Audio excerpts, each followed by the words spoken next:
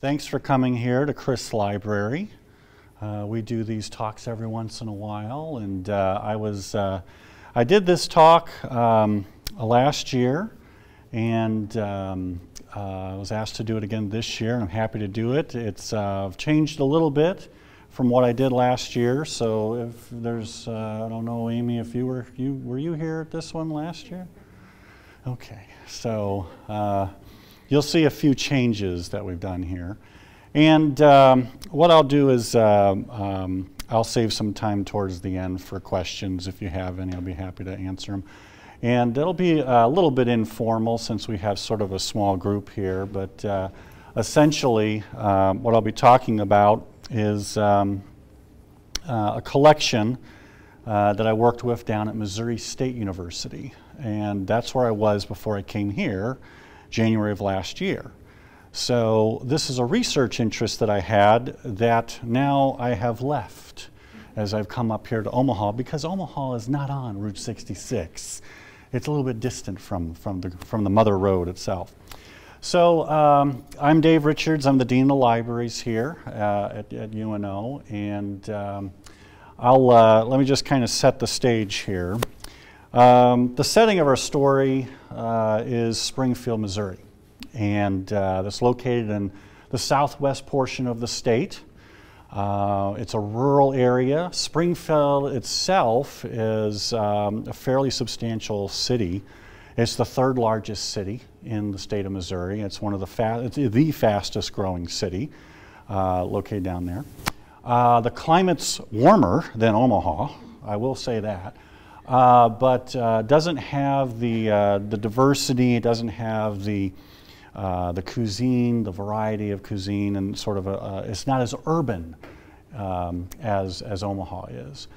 This has the population here. The thing too, the Ozarks is a sort of a geographical upland area that covers portions of Missouri, Arkansas, and Oklahoma, and kind of typified by rolling hills. And these hills and valleys kind of blocked transportation networks for a very long period of time. So it was a very isolated region.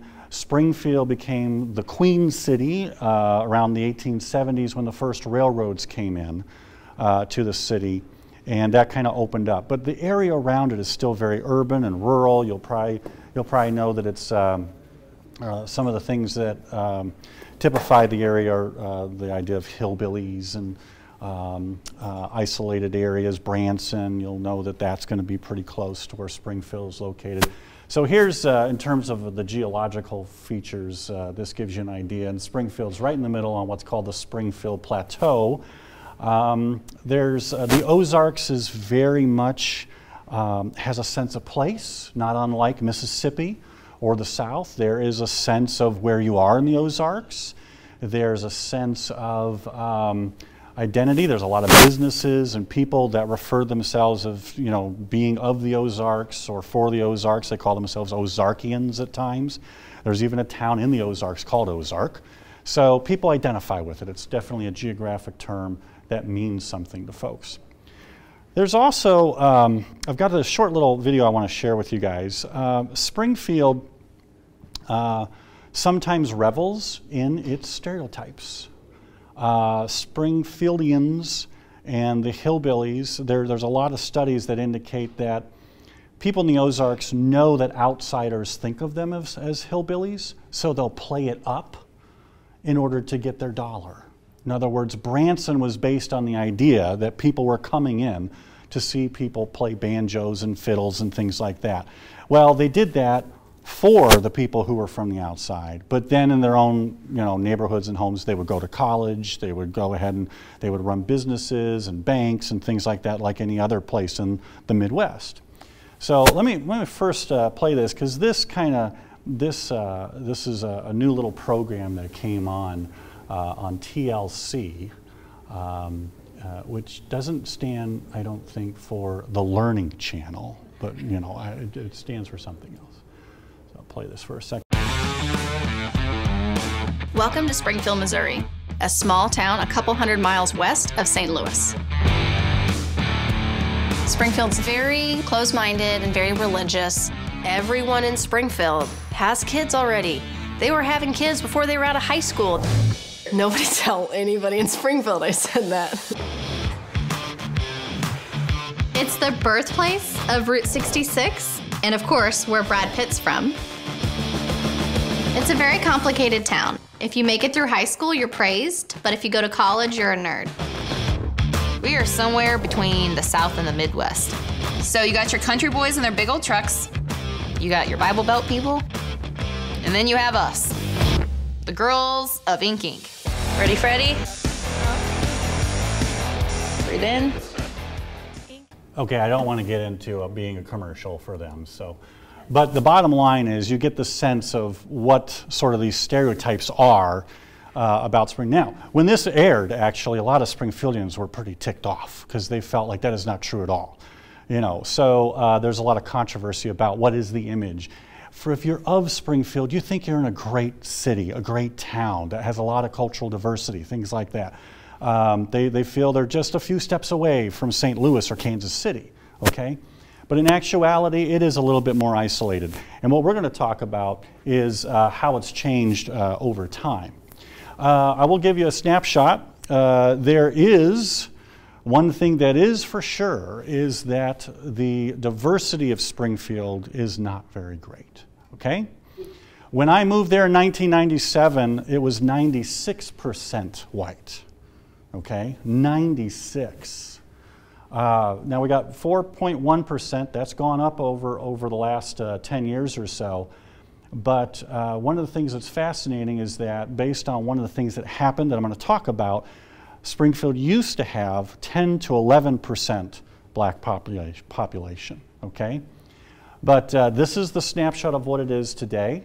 And there used to be a saying that white people would move into Springfield because it was white, okay? Also, the tagline on the city newspaper, the news leader, is everywhere should be like here, okay? So they know about what they want and what it was about in terms of a cultural identity, and there was something there that, you know, basically was a very conservative mindset that this is how we want it to be, it's been this way, we think it's great, and everywhere should be like this, okay?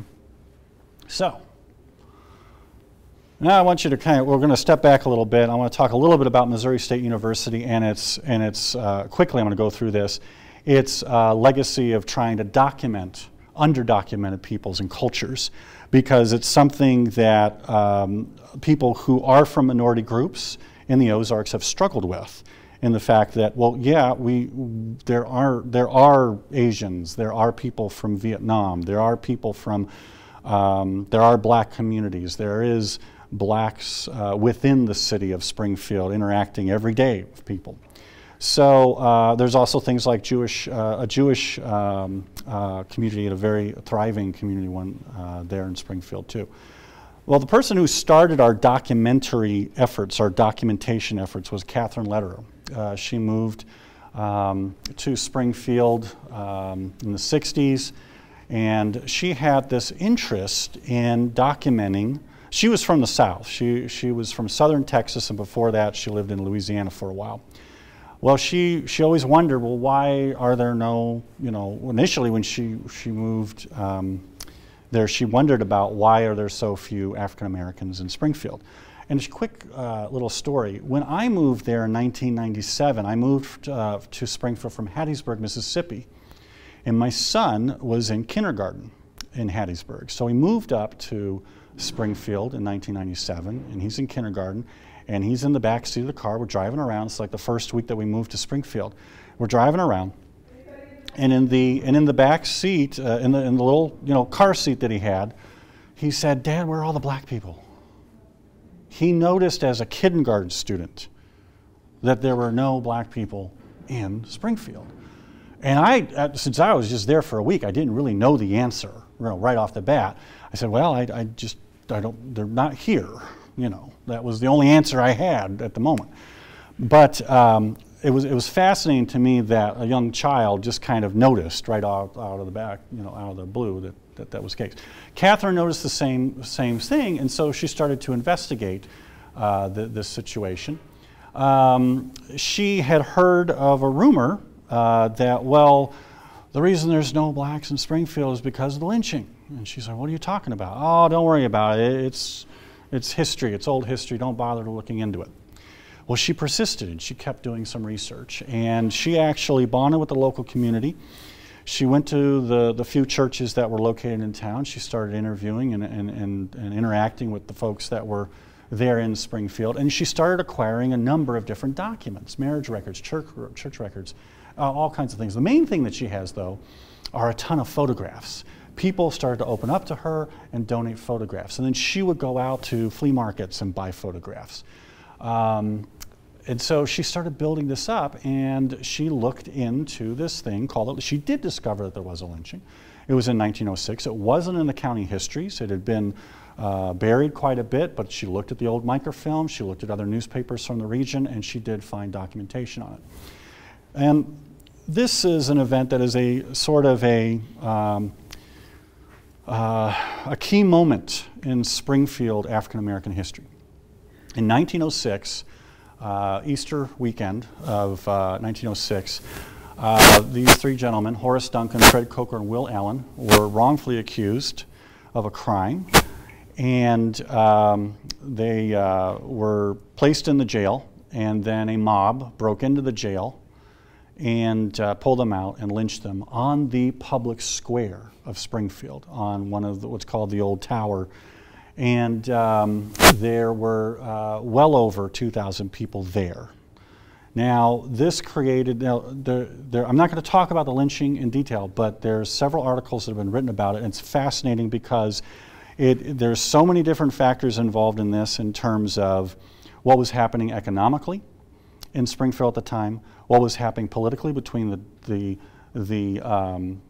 Republicans who were sort of in charge of the county and the Democrats who were in charge of the city, the small city at that time, and that the Democrats and the small city police force could not prevent the number of people coming from outside from getting into the jail, breaking them out, and then lynching them. So it's a sad, horrible incident, and the thing is that they were innocent. From what the information that we have seen, they are innocent of what they were accused of, and it was rape of a white woman, as we have heard this story over and over again in the history of turn of the century and other time periods in terms of race relations. So this event took place.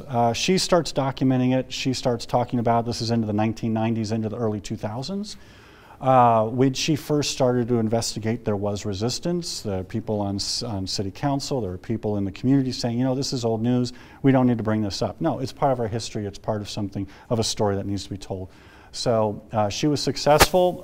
They actually put a plaque on the square, and there was an exodus that occurred. Basically, everyone marks that day, April 14th, 1906, as when the black community collapsed in Springfield and fled to Kansas City, Chicago, and St. Louis. Okay? That's sort of the high water mark, and then it all drops from there.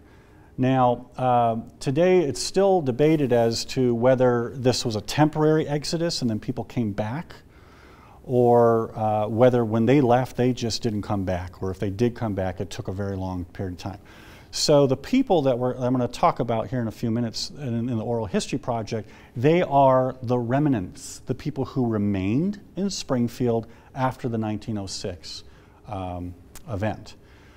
So one of the things they talk about is that Clarence Brewer, who I'm going to talk about here in a little bit, Clarence, he points out that he thinks, and his family have talked about it, that his family left Springfield temporarily for a few months to be with family and friends in St. Louis and Chicago to wait for things to settle down, because they called in the National Guard, and there was a lot of, they were afraid that neighborhood's going to be burned down.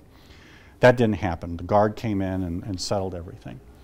But he said it looked like an exodus, that everybody left, but then after a few months, many of the blacks came back.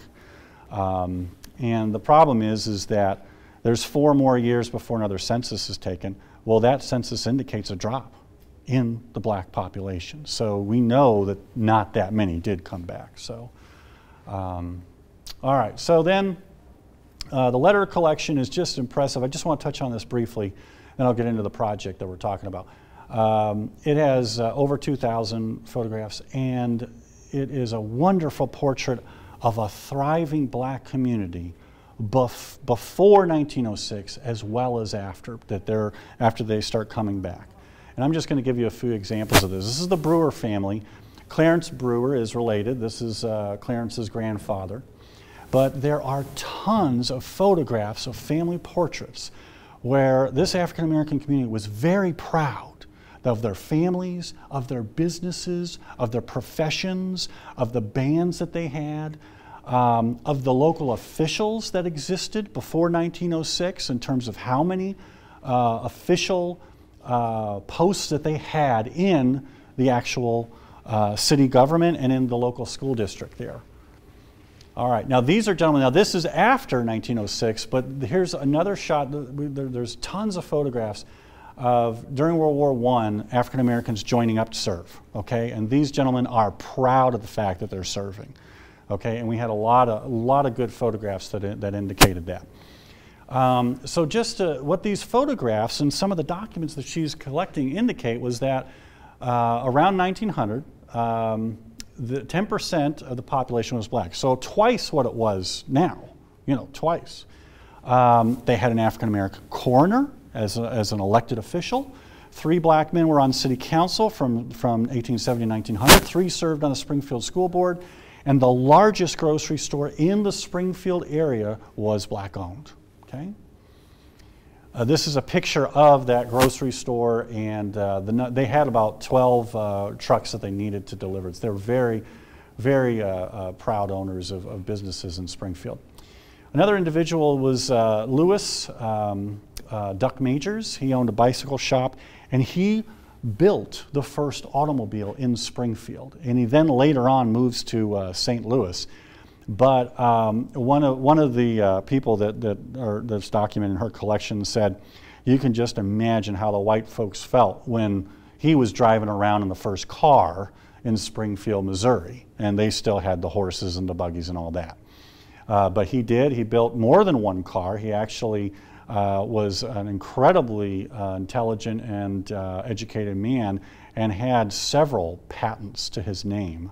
And then when he went to St. Louis, he again started building and constructing different cars in his bicycle/auto repair shop that he had there. So this is him, photograph of that first car that was puttering around Springfield, Missouri. And it was amazing. And there are a couple instances where the local newspaper actually talked about it. You know, was mentioning, Duck Majors was in his car on Tuesday, and you know, several of the horses skittered away as he honked the horn. You know, stuff like that. So he was quite the gentleman. And I love how his hat's on, kind of askew there. You know. So anyway, it's a great collection, and that collection started us on a trajectory of trying to document the African American experience. Now, parallel to this, several years after that collection was well established, we start looking into the Route 66 phenomenon. The Route 66, the history of it. Springfield was the birthplace of Route 66, so we have always had an affinity for the road, the Mother Road. And we collaborated with several over a half dozen other archives and academic libraries to document Route 66. We were going to be the chief repository for anything that dealt with the Missouri portion of the route itself. And we've got quite a few connections. The naming of Route 66 took place in Springfield in 1926. There was an old boys network that met in the old Lincoln Hotel, and they decided that 66 had a nice kind of ring to it. So they sent off a telegram to Washington, D.C. and said, we hereby think that 66 is the best name. And Washington was like, oh, okay, sounds good. So they approved it, and John Woodruff was one of those fellas that said, yeah, 66 is the one that should work. So, and Woodruff was an incredible industrial magnate at the time. He built a lot of different buildings, was into concrete and bridges, so you could tell he had a vested interest in Route 66. But at any rate, we wanted to preserve it, and there's another thing too about it, that it's become more in the public consciousness lately, and there's a couple of factors due to that. So some of us who are on staff actually liked Route 66 and traveled it quite a bit. You may not be able to see it, but that's yours truly. So, but it's, I've traveled it myself. I was doing traveling on Route 66 even before we did the collecting initiative. This is in Tucumcari, New Mexico at the Blue Swallow Motel. They have a waiting list from people wanting to go to the, you have to book it probably about 3 months in advance now if you want to stay at this hotel. And about half of the people that stay at this motel are from Europe, from Britain and Germany, Italy, because it's so well known. And that car is just parked right in front of it all the time. This is a picture of St. Louis Street in Springfield. And it gives you an idea of sort of 1959, sort of one of the heyday periods from the 50s and 60s into the 70s. The interstates really started cutting into Route 66 traffic in the 1970s. And then in 1985, it was decommissioned. Oh, there we go. Got us ahead of myself there. So what is Route 66? In case you're wondering what it is, I've got a few things here I want to share with you. There's, of course, the song talks about, goes from Chicago to LA to over 2,000 miles, you know, all the way. Subject of a television series. The television series aired in the 1960s, and not once was it ever filmed on Route 66. It was on a back lot in Hollywood, yeah. So it's very popular with European tourists. There's a very pivotal study by Rutgers University in 2012. A survey was done in 2010 through 11, and in 2012 when they came out with the report, they discovered that 15.3% of all Route 66 tourists are from Europe, so a significant number of people. And then there's another high number, like 5% from Japan. You know, the Japanese really enjoy Americana, you know. So they love coming on Route 66. Now, the Disney movie Cars came out. I wish I could remember the date that movie came out, but it wasn't that long ago. It was either in the late 90s or early 2000s. And interestingly enough, that has re-energized an interest in Route 66 because the kids that watched the movie have now grown up and have driver's license. And they remember watching Lightning McQueen. If you've never seen Cars, check it out. Okay, it's a great Pixar film. It's a Walt Disney film, and it's about a little race car that ends up on Route 66 in the middle of nowhere, and he has to look at his life and kind of slow things down, and he really appreciates Route 66 and what it stands for. So the movie Cars actually has re-energized with a younger population. You can go on to YouTube now, just type in, you know, Route 66, you know, road trip, and you're going to see half of the videos are from young people, college students, and folks just kind of traveling the route on their own. It's also an economic boom right now. About $38 million annually is generated from the tourists just on the route itself. If you were to count the number of dollars spent like a couple miles off the route, that number is much higher. The 38 million is just staying at the motels, hotels, and restaurants along the strip, going maybe a mile on either side of it. But if you count people going on Route 66, then going off to go see Grand Canyon, and then coming back, or going off and going to Walnut Canyon off of the route, going to see Palo Canyon in the panhandle of Texas, we're talking now up to over $200 million, okay? It completely changes the economic benefit of Route 66 itself. Here's a map of it. Here you got Springfield, Missouri. Omaha, not real close, okay? Not real close. So I'll probably not. Now, I will say this, you do have Route 6 all right? 1/6 less. Route 6 is over here. It starts, I think, I've already started researching, okay? It's over here, and it's actually longer. It goes roughly through here up to San Francisco. Okay, so that's my next study, okay? So I got to get on the road. Okay, these are the actors from the Route 66 television show, and there's Tomater from the Cars movie. And basically, the other thing I want to point out, Route 66 has mythology attached to it, okay? It is a road that is associated with the grapes of wrath, okay? Jack Kerouac and the road. It is this sort of experience of going out west, okay? Whenever you're driving out and you see the sunset in front of you, it has a different experience. What's interesting too is we have more data on people going west on Route 66 than going east. That can't be. Why? Aren't people coming back at some point? But they're not filling out the surveys. They're only going west. It's interesting. But it's about an experience. It's about going to the cafe and having a blue plate special for the first time in a little cafe or a diner. Okay, there's a lot of this sort of mythology related to Route 66. It also harkens back to what? I'm going to say something here. Some people would say, when America was great. Okay, so tie that into what's going on, currently. Why are people? Well, the other thing too is that Rutgers study pointed out that 97% of Route 66 travelers are white retirees. Okay? Now there's a lot of good reasons for that, okay? But it's the truth. We don't see a lot of other ethnic groups traveling the route itself currently. Now, Route 66 is having this resurgence, and so there's a lot of people looking into it. So what happens in 2013 is there is a World Monuments Fund because they declare the route a World Heritage Site. So they have this conference in Anaheim, California, which is at Disneyland. Best conference ever. It's at Disneyland at the Cars Park, the Cars Land Park, okay? So they raise awareness of Route 66 there. They're promoting tourism, economic development.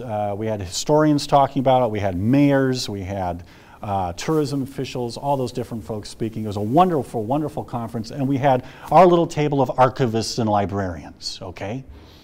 Well, one of our, and there I am at the Cars Land Park, and this is me doing research. This is legitimate research there with Lightning McQueen.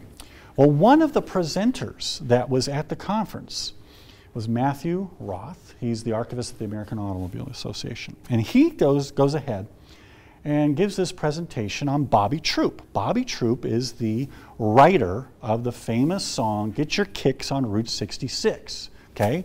Made famous by who? Nat King Cole, yeah.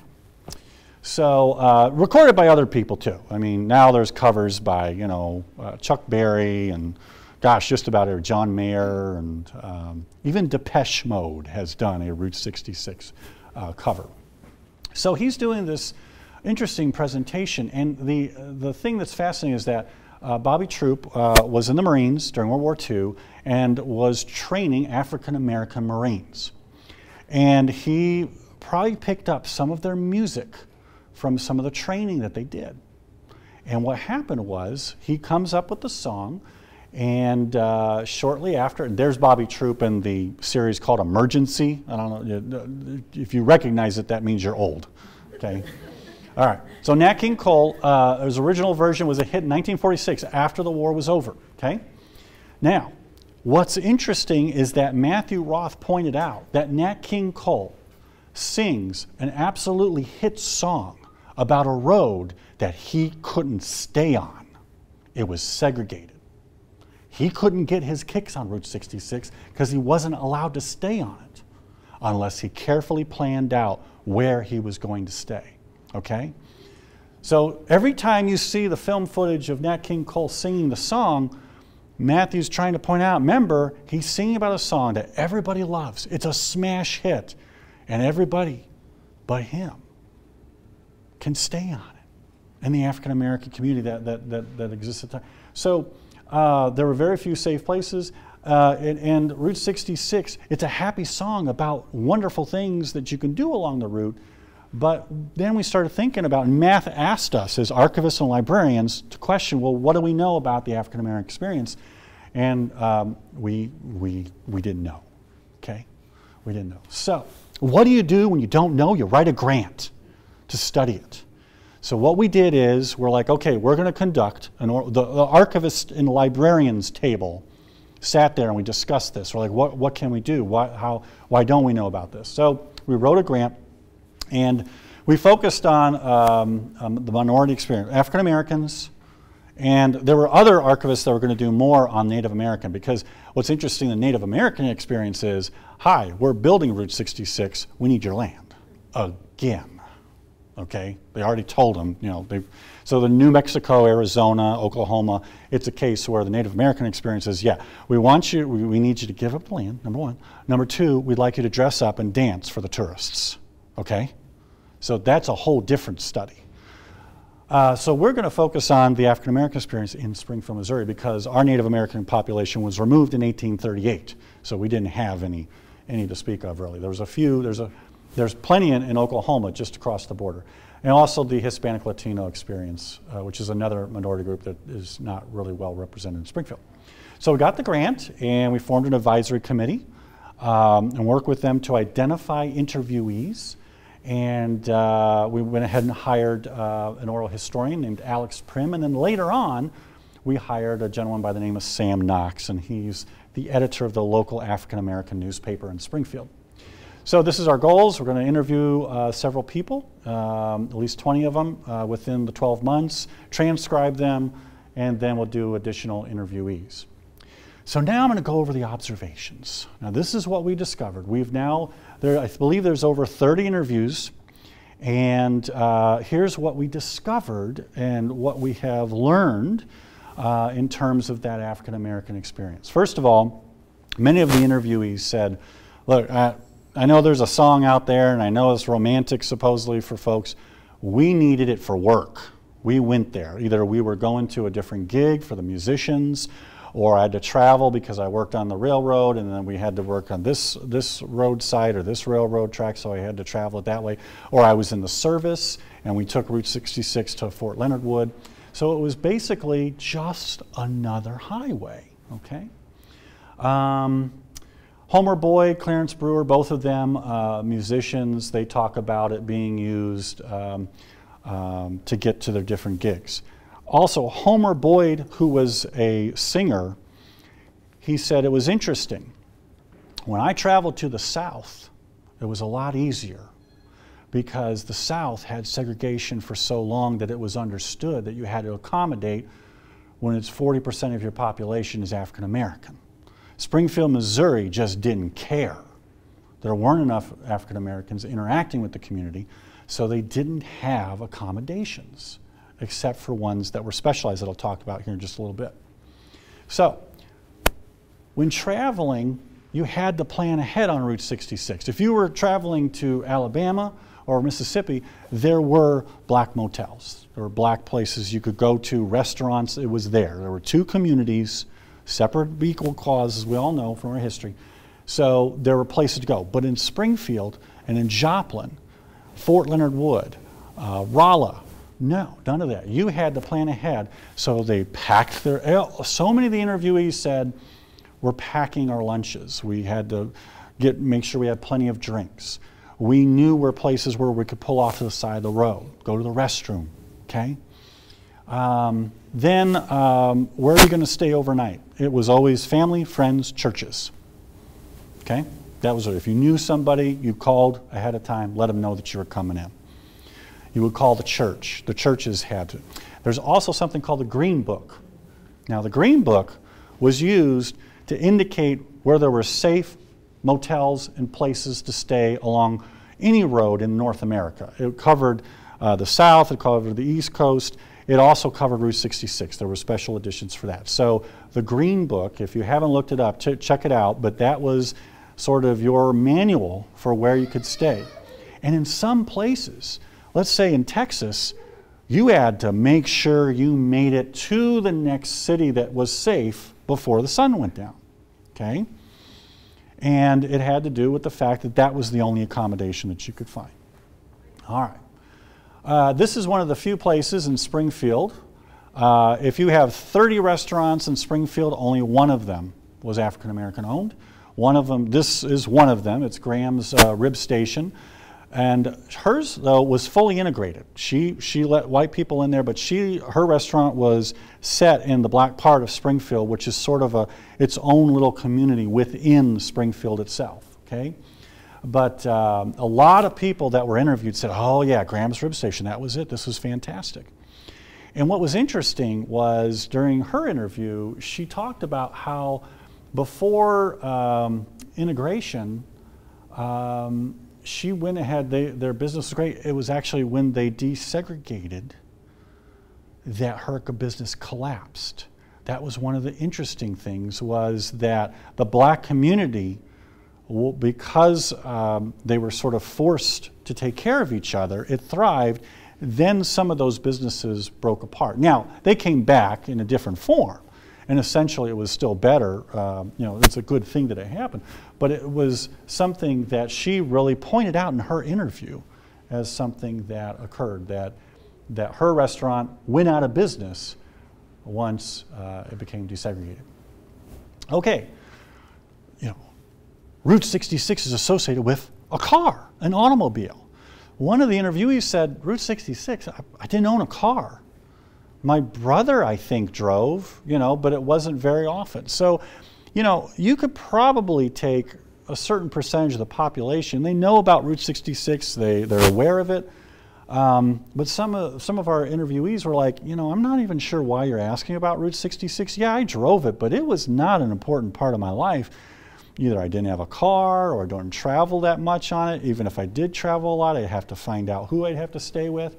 So some of it's very basic information that there's an assumption that, oh yeah, right, the African American community would be less likely in the 50s, in the 60s and 40s to have an automobile to experience the route. Could be dangerous. Between Joplin and Springfield, you didn't want to stop. Safer from Springfield to St. Louis. There's been no white oral history that has said anything about Route 66 being dangerous for a white person to travel, okay? I mean, you could search them. But the African American interviews that we did, clearly safety was an issue. Some restaurants in Springfield would let blacks eat, but only in the back or in the kitchen.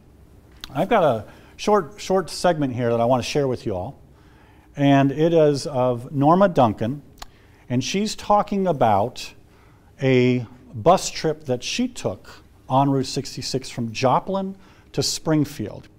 And it's set in she's talking about from the 1950s. She's reading from her memoir. She would go back and forth from her handwritten notes, and then actually it's not, an oral history is more of a sort of a very ad-libbed, but yet prepared for discussion. And she wanted to read a little bit from her memoir because she felt that this was important. So let me go ahead and play this. But basically it's a bus trip from Joplin to Springfield, Missouri. I just want to, sorry about the typo on there. Play that real quick here. So true.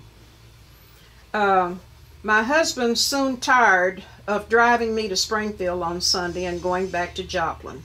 So one night, this is on a Sunday night late, he put me on one of the big through buses that travel from one large city to another with a stop in Springfield. That bus was loaded, and I was the only black passenger. There was an empty seat by a white man who turned out to be Robert Stone, one of my classmates from Central High School.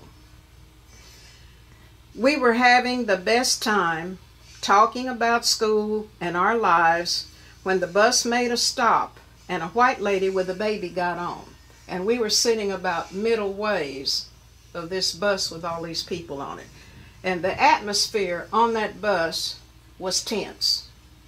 Nobody said anything or nobody acted out or anything, but there was just something funny about that. And I really wasn't aware of all of this going on, you know, other places.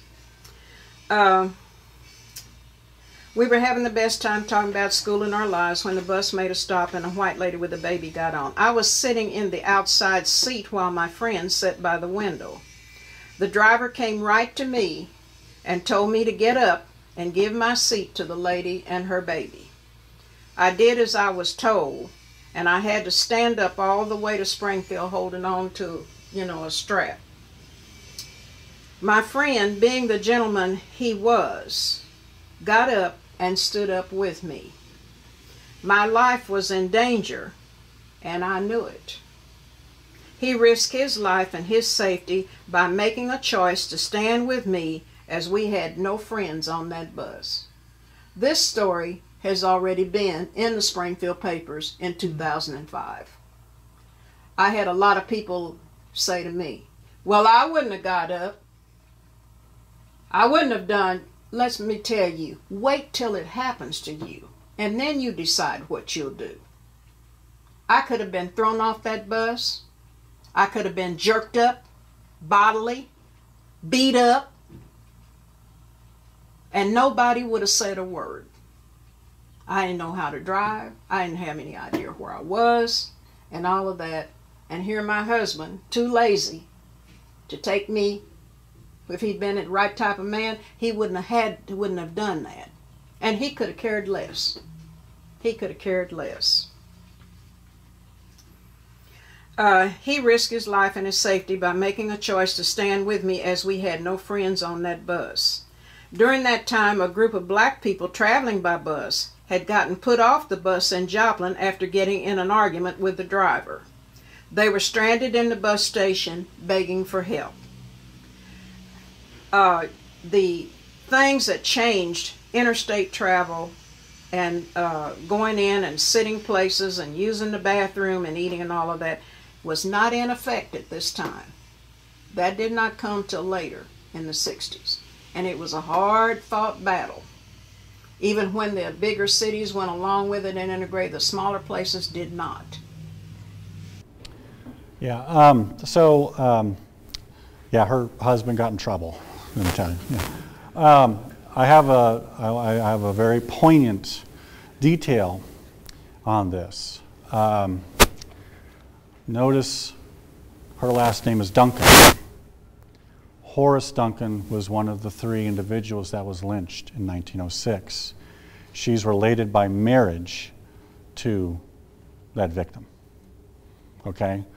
That's how small the Springfield community still is today, that there are descendants of this legacy, okay, from 1906. It's pretty sobering. I did not realize it until we interviewed her that, wait a minute. Now, one of my fellow archivists knew that already, and Catherine Lederer knew it, but I had not put 2 and 2 together, and it was very, I found it emotional to realize that, wait a minute, oh my gosh, that was the case. So at any rate, I wanted to share that with you there. I've got another one too that I'll share here in a little bit. All right. Now this is minor. One of the things that Route 66 isn't that prominent in their memories, so sometimes we noted that they were saying that Route 66 went to places that it didn't go. Okay. There were so many people that we interviewed that we thought would have Route 66 memories that were significant, but they didn't. So what happened was this became a project about the African American community in Springfield. Okay, so we invited Norman Jackson to give us an interview, and he kind of took control. He said, "Yeah, I'll talk about Route 66, but first I'm going to I'm going to play my guitar." Welcome to this oral history interview, part of the developing series of interviews focusing on African American experiences on Route 66, centered around Springfield in Greene County, Missouri. My name is Samuel Knox, managing editor of the United News publication. This series is supported in part by a grant from the Route 66 Corridor Preservation Program of the National Park Service. Today's date is Thursday, October 28th, 2015. My special guest today is Norman Jackson. He is a very popular musician, singer, and songwriter. Welcome and thank you today for being our guest. Thank you. Want to start with maybe you playing something for us to kind of start off our interview, and we'll go from there.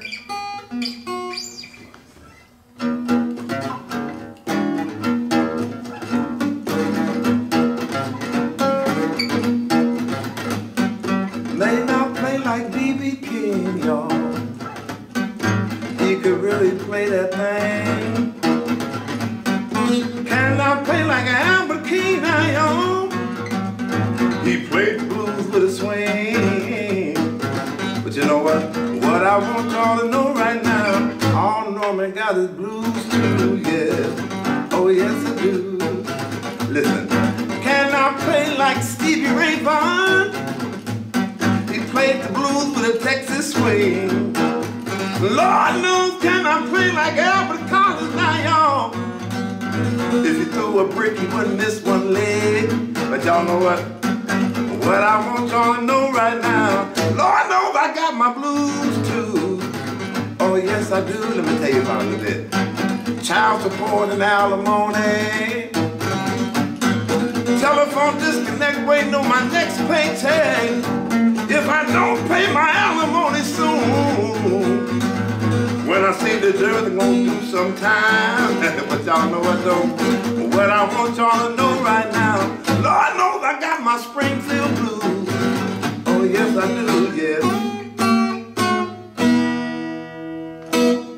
Oh, that's wonderful. That's Very really nice. Springfield blues. Very nice, very nice. Why don't we start off with our line of questions with Norman, where were you born, and when and where were you born, rather? I was born in a little place called Canton, Ohio, 1951. Then my mother. So we're learning about Springfield, but not so much about Route 66, but that's okay. Because, you know, what's interesting is that this song is about him in Springfield, and so many of these interviewees, music's a part of the experience in Springfield. And so I thought that was a great example there. So let me, I don't think I've got any others here. But the interviews really started talking about it. Now, so what about Springfield? Once we start leaving the Route 66 corridor, we learned a lot about Springfield. Here are some observations from some of the interviewees. Whites were generally friendly, took care of us. As children, they would play together in the neighborhoods. Then at a certain age, right around 12, 13, it changes. Then you start separating. It's time to, middle school, that's when it started to change a little bit. Everybody was friendly in Springfield back then, everybody, and they still are. So that was pretty positive from that. And then some felt desegregation initially harmed the community. And Norma Duncan talked about how the white community took care of the black community before desegregation. You know, the idea that she felt that, well, we all had jobs, they took care of it. Then, when desegregation hit, it changed everything, okay?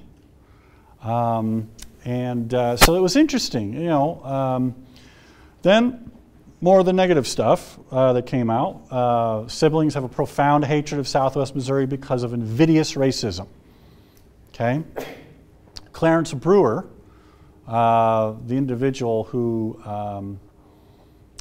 whose grandfather I had pictured earlier, these are some of his quotes. If you're looking for prosperity, you're not going to find it in Springfield, Missouri. White Springfieldians had a tremendous advantage over African Americans, was another thing. Probably one of my favorite quotes. I didn't have time to find the actual interview, but the transcript that I remember when he was talking about this was Clarence. He said, "There are a lot of really nice white people around here out in the rural areas, but this whole right-wing Republican thing that lives in Springfield just won't let it happen for African American people. It just will not do it." One of the strongest, most emphatic statements that was said in the interviews, okay? Now, one thing that we noticed too, and we just chalked this up to stupidity, okay?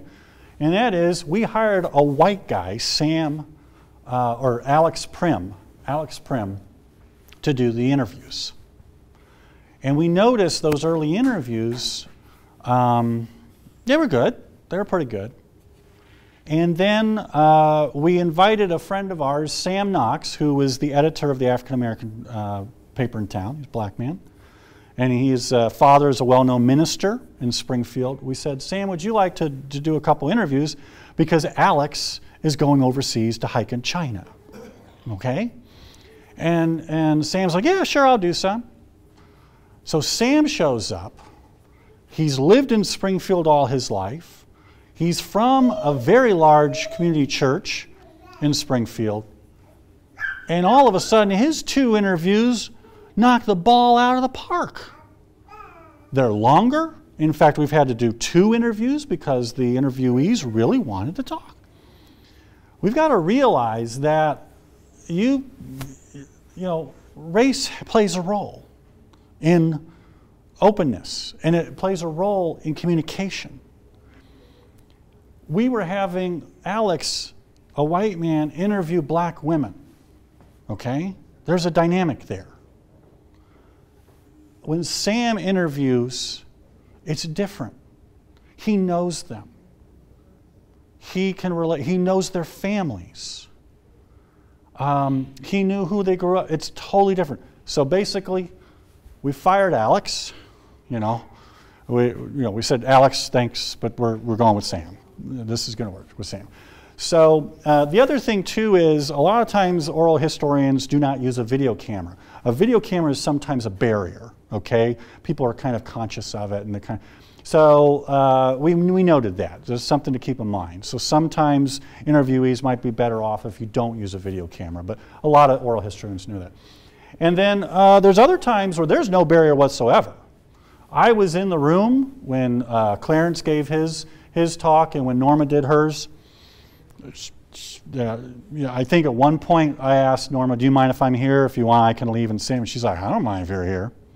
There were also people that didn't care. There was like, you're going to hear about it, so yeah, no problem.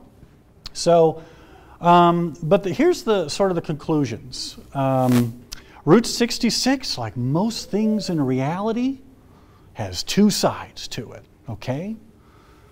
The symbol of freedom, the West, opportunity, Hollywood, adventure, the open road, the American dream, okay? For other people, it's danger, it's restrictions, bad food, no hotels, inhospitable road, okay? So we just got to get, now we know a little bit more than we did at the conference in 2013. We've got a little bit more information. We've got over 30 interviews now that are taking place. One of the things that's kind of a side benefit too, though, we've noticed from these interviews that good things can come out of that hardship. These interviews really, you should have seen the number of times that people, oh yeah, well we traveled and when we knew we couldn't stay at a motel, so we stayed at our aunt's house that we didn't see that much. The road did bring families together, okay? The strength of churches, togetherness. When only so many people in your family, like only one member of your family has a driver's license and can afford a car, you're together in that car. You all go together. You're carpooling, okay? Brings the families together. An appreciation for those who cared. An appreciation for those of your family and your friends that are willing to help you out because the road is dangerous. And those few white people that were willing to help out. An appreciation for people that did something for you so that you could travel the route. So what's next? There's Sam. There's 30 interviews that have been completed. They're available for everybody to see on YouTube. And actually, we're pretty close to transcribe. I'll have to check online to just double check. And with that, I'm going to close out with Chuck Berry. He, of course, did a lot with the Route 66 song. And that's it. That's what I've got for you. So I'll be happy to take any questions. Any questions at all? Yeah. I stayed in Springfield for 19 years, 11 months. And then I took the job here last January and came up here. So my children pretty much grew up in Springfield, and so a good portion of my life was spent down there. Yeah. Yeah. Yeah. Is Springfield the city that you drive through before you reach St. Louis? Well, no, it is if you're coming from Oklahoma, heading towards St. Louis, going from south to north. But it's located way down in southwest Missouri near Branson and near the Arkansas and Oklahoma border in that far corner down there. Far corner down there. Yeah. It is a cultural mix of the West, the Midwest, and the South. Most of my life was spent in Brentwood, Tennessee, Baton Rouge, Louisiana, and Hattiesburg, Mississippi. And I don't sound like it because I was raised by Yankee parents from Chicago. But I found it very interesting how much of the South would come through Arkansas, but how much of the Midwest and West. I mean, you go downtown to Springfield, you're going to have guys with cowboy hats as well as baseball caps, and then, you know, it's just a unique little, you know, they got country western bars, they got honky tonks, they've got folk music out in the hills for jam sessions. And then you got the inner city. There's not an inner city in Springfield, but you've got the urban area of Springfield that has jazz clubs, blues clubs. So it's a nice little cultural mix in there. But it's a very small cultural mix, you know, based on the population. There's quite a microcosm. During your 19 years, what was the racial climate? Did you see a change? It was very slow. In fact, Missouri State University got dinged on accreditation twice for not having diverse faculty and diverse student body.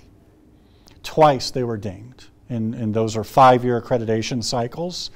And Springfield and the city of Springfield around, I'd say 2005, started making a serious effort. It was the first time the Chamber of Commerce said, we got a problem here. We got a diversity problem here. It took a long time for them to admit that. And they finally started doing some more activities to try and bring people. The problem with Springfield is, yeah, we got a diversity problem. We try to hire people. We try to do it. So, well, do you offer higher salaries? Do you have some sort of cohort system to welcome people in and to show them the community? Well, no, we don't. We can't afford to, you know, do that. Well, there you go. Are you offering scholarships? Are you reaching out to Kansas City and St. Louis? No, we weren't doing that. Finally, around 2005 and 6, they made concerted efforts to recruit and bring in diverse faculty to go out to communities to try and bring in more and more African American students. Now, it could have you know what happened at Mizzou a couple years ago? That could have very easily happened in Springfield, Missouri. It just happened at MU first, because our student population in Springfield is pretty low. So that could have happened, yeah. When you brought in Sam as the interviewer, yes. have you seen a lot of evidence just through studying oral history that if you have people of the same culture, the same race, or the same gender doing the interview, you get more information? I'm almost thinking if that has a message when we're doing assessments of refugee populations. Yeah, yeah. If we were smarter than we were, we would have checked that. I'm sure there's going to be studies. I know that they do that for the Native American population. Oral history interviews between Native Americans are far more fruitful than ones that are done by I mean, now, the thing is oral history has been traditionally an academic exercise by white males, and then finally women started coming into the field. I mean, I was trained by Pamela Dean at LSU at the T. Harry Williams Center for Oral History, and she was very good. And I think initially historians are like, well, I'm a historian. I'm going to ask the right questions. I'm going to put forth the right credentials, and so this person will be open to me. But I think you're right. I think we have to look at, you know, how that plays a role. When I used to work at University of Southern Mississippi, I was part of a team to try and document the civil rights movement. Here's a white guy with not even a Southern accent going into a home saying, "Oh, you can trust us. We want your records." Oh, okay, sure. Imagine trying to document the Hispanic population, especially in this climate. White guy in a suit, "I'd like to talk to you. Where did you come from and when did you come over?" Okay, obviously there's going to be some barriers there, and I think that's it's a very important point, and I'm embarrassed that we didn't recognize that up front. We did have African Americans on our selection committee, maybe not enough of them, but once Sam came on board, it changed the whole ball game. And all of a sudden it opened up because he knew people we couldn't think of. So the advisory committee couldn't think of. Or there were people that we kept calling, but they didn't answer my call, but they would answer Sam's call. Okay? So, very good question. Thanks. Anything else?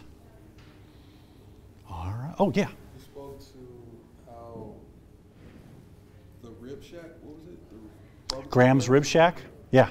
Was that a common thing where once integration happened, a lot of these black-owned businesses were put out of business because of McDonald's or whatever? You know, that's a good question. I don't know if I've got enough information to say that. I know that she mentioned it, and the way she mentioned, I believe she also alluded to the fact that other businesses that were purely for blacks, black-owned businesses for the black community, either went out of business or may have gone out of business because of integration. Because you know you had a distinctive clientele. Now that clientele had a choice to go elsewhere. So I imagine that did have an effect, you know, as to what happened. But the only thing I can say definitively is that she mentioned that hers went out of business due to what happened. Yes, I would say just Springfield, based on our work. But that's a good question, and I think there's probably some evidence out there to indicate there had to have been an effect. Yeah, that's not to say it's always going to happen. You know, it could be that there's other restaurants out there that they survived, and you know, it probably has to do that there weren't that many barbecue places in Springfield. Then when it opened up and integration took place, that a couple other barbecue places opened up, and so those black patrons went somewhere else, you know, to go eat. It's a good question, though. Yes? How did the travel between Joplin, Springfield, and St. Louis on 55 and 57, how was it impacted? Because a lot of African Americans, because I'm from that area, yeah, travel on those often. You were talking about it earlier, how right east on 66, you didn't hear a lot of people coming because a lot of African Americans travel on 55 and 57. Yeah. Same thing going west. Yeah. And I think there's a part of it that you guys did miss, because even when you went through St. Louis and via B into East St. Louis, Illinois, right, to Chicago, there were a lot of black businesses there because it was a predominantly black city on the east side. Yeah, yeah. You know, the only thing that I know that they talked about in terms of 66 and the safety and the sort of the climate was the Joplin corridor to Springfield was dangerous. That's where they hoped the bus didn't break down or the car didn't break down. But they weren't concerned so much about the car breaking down from Springfield to St. Louis. There seemed to be the animosity to outside Joplin was palpable. And it was interesting because a lot of times this was like a basketball team. A high school basketball team needs to go play the Joplin Black School. So they're hoping the bus makes it, you know, because they don't want to get stuck in between. But if it was the other way, that's the only thing. In terms of, and now they didn't talk so much like between Joplin and Kansas City. It was okay. It was like that Joplin area, that corridor there seemed to have some issues. Would that be because of the Joplin was closer to the Arkansas and Tennessee border where there was a lot of still quote-unquote racism? Well, they were close to Oklahoma. See, Joplin's there right next to Oklahoma. That's your problem area. You know, that's where the Tulsa riots were. So I think Oklahoma had more of an issue, and you've got more of that sort of Oklahoma, demographic bleeding over into the Joplin area. Well, I guess my concern is because through Thayer, Kabul, even up through Hope, Arkansas, and Jonesboro, Yeah. Arkansas, that area was still predominant, and then just on the other side of it, Exactly. what Dyer, Tennessee, was a large contingency, which most of us in St. Louis knew that there was a large contingency of Ku Klux Klan members. Yeah, yeah. Yeah, there was, Springfield had its share of Klansmen. The 1906 riot, or lynching and riot, does follow a pattern. It's around the same time at the Tulsa riot, and there were several of them going around. And there's a theory that the Klan came into Springfield and agitated for the lynching and the riot. And it would have turned into a really big riot had not the National Guard come in to Springfield. And I read the Adjutant General's report. The Guard got off the train, and when they started to disembark from the train, the Springfieldians there at the station were throwing rocks at them, boards of wood, bats and things like that, to the point where the commander in charge said, "Fix bayonets." And once they fixed bayonets, then the Springfield's like, okay, all right, well, I guess you're serious. They backed off, the Guard came into town, everything settled down after that. And those crowds dispersed into the countryside around Springfield. So what probably, there's a lot of articles on this, but what probably happened is people came in from the outside, overwhelmed the city police, took over, committed the crime, caused problems, the Guard comes in, flushes them out, then they fade out into the hills. So.